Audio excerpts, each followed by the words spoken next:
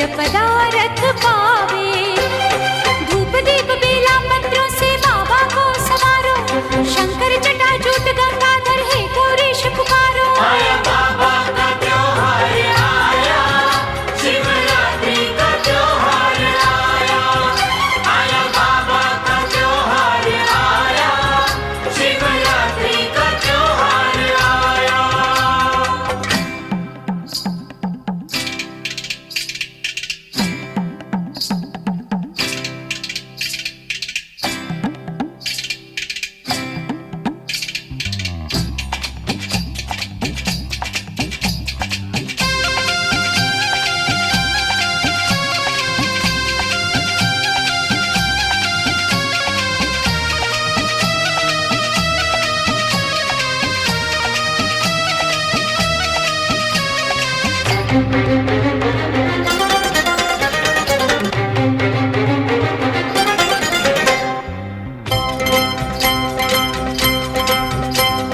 भोले दया के सागर अपने पूरे करते सपने। भोले दया के सागर अपने पूरे करते सपने। तन मन सब अर्पित तुम कर दो, प्राण दिए हैं उसने।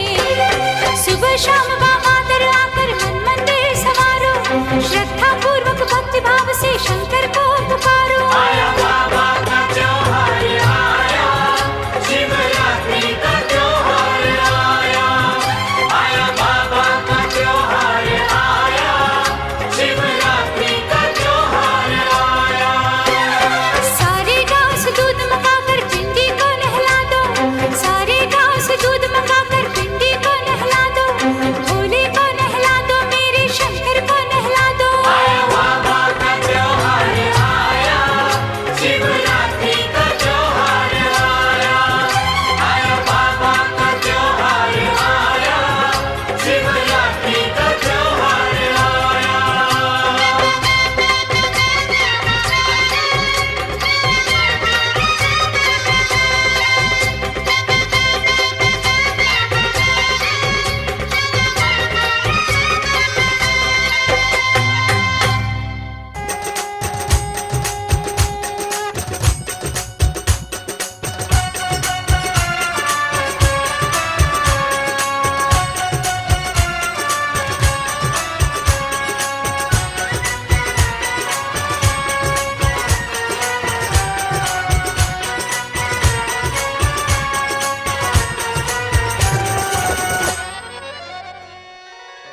निराले दूल्हे में,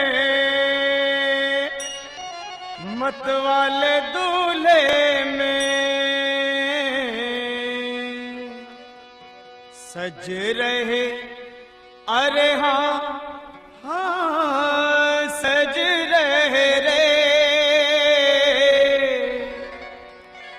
सज रहे भोले बाबा निराले दूल्हे में। सजे रहे भोले बाबा निराले दूल्हे में। देखो सज रहे भोले बाबा निराले दूल्हे में। सजे रहे भोले बाबा निराले दूल्हे में। निराले दूल्हे में, मतवाले दूल्हे में। निराले दूल्हे में, मतवाले दूल्हे में। निराले दूल्हे में, हाँ निराले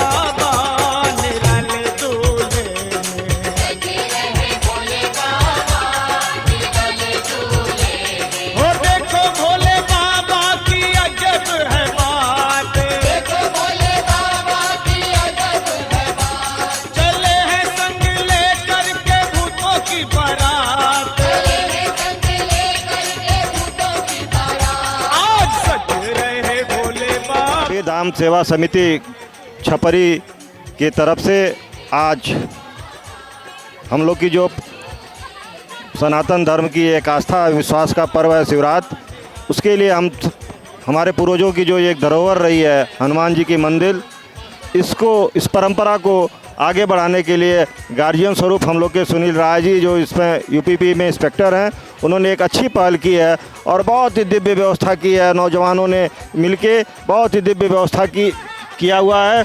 प्रसाद के रूप में किसी ने सहयोग किया, प्रसाद बन रहा है, किसी ने सहयोग किया, श्रद्धालुओं को दूध की व्यवस्था किया, किसी ने पंडाल की व्यवस्था किया। सारे पूरे गांव के लोग जो नौकरी चाकरी में हैं, जो व्यवसाय में, सारे लोगों ने सहयोग करके हमारे पूर्वजों की जो एक धरोहर है हनुमान जी की मंदिर, जो हम लोग की एक आस्था और विश्वास का पर्व है शिवरात्रि, इस पर बहुत सहयोग करके चढ़ बढ़ के हिस्सा लेके संपन्न कराने का काम किया। बहुत सकुशल ये कार्यक्रम संपन्न हो रहा है। महाशिवरात्रि के पर्व पे बजरंगबली छपरी के स्थान पे आयोजित महाशिवरात्रि का जो पर्व है, यहाँ जितने लोग श्रद्धालु हैं, यहाँ अगल बगल के गांव से, और सबसे ज़्यादा योगदान यहाँ के नौजवान युवा क्रांतिकारी साथियों का रहा है, अग्रज बड़े बुजुर्गों का रहा है, जो अनवरत काल से चला आ रहा है। ये महापर्व का जो आज विस्तार रूप से देखने का काम किया जा रहा है। कहीं ना कहीं हम लोगों के बगल में बैठे हैं दरोगा जी, इनके नेतृत्व में चला है। आदरणीय उपेंद्र चाचा जी हैं, इनके नेतृत्व में चलने का काम किया है। सुरेश चाचा तमाम यहाँ एक धर्म जो कहा जाए, एक सनातन धर्म की एक आस्था के रूप में लोग यहाँ उपस्थित होने का काम किए हैं। ये बहुत बड़ा योगदान रहा है। यहाँ के ग्राम प्रधान हम लोगों के शानदार बड़े भाई रितेश जी हैं, इनका भी बहुत योगदान रहा है।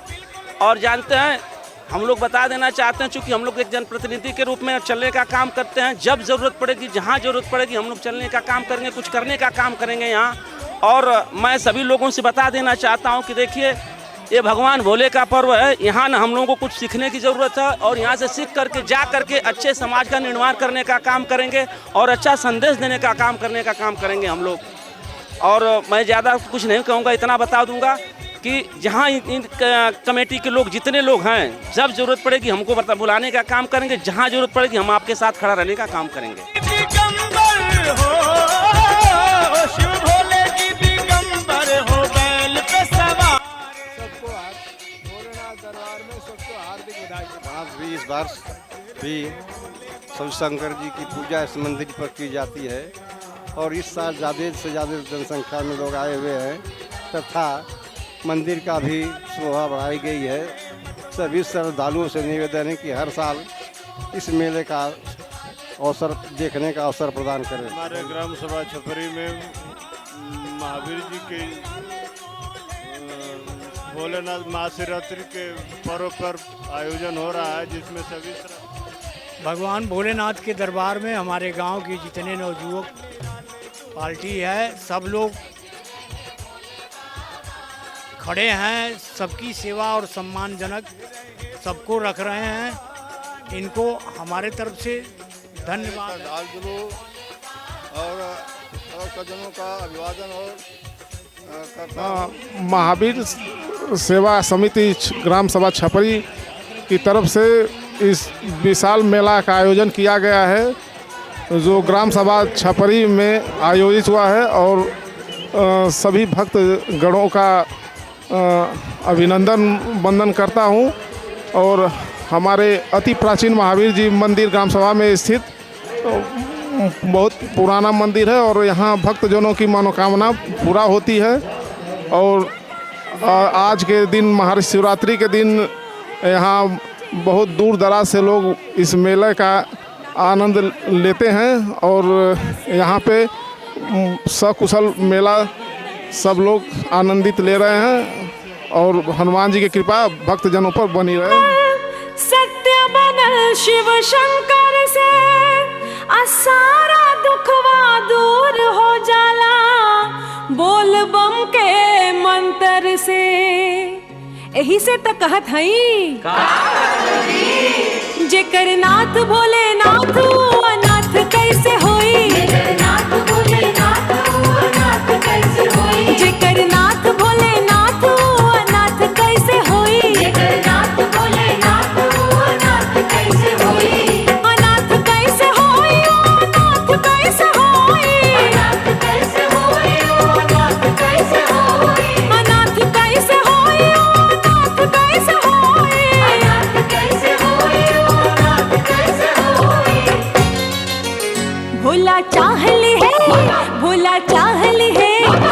भोला चाहली है दिन तो रात कैसे होई, भोला चाहली है दिन तो रात कैसे होई। जेकर नाथ बोले नाथ अनाथ कैसे होई, जेकर नाथ बोले नाथ अनाथ कैसे होई, जेकर नाथ बोले नाथ अनाथ कैसे होई।